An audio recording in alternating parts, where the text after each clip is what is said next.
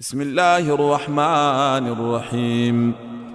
والسماء ذات البروج واليوم الموعود وشاهد ومشهود قتل أصحاب الأخدود النار ذات الوقود إذ هم عليها قعود وهم على ما يفعلون بالمؤمنين شهود وما نقموا منهم إلا أن يؤمنوا بالله العزيز الحميد الذي له ملك السماوات والأرض والله على كل شيء شهيد.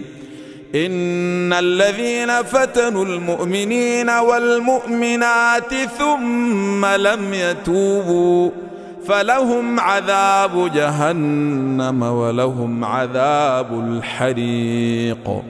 إن الذين آمنوا وعملوا الصالحات لهم جنات تجري من تحتها الأنهار ذلك الفوز الكبير. إن بطش ربك لشديد إنه هو يبدئ ويعيد وهو الغفور الودود ذو العرش المجيد فعال لما يريد.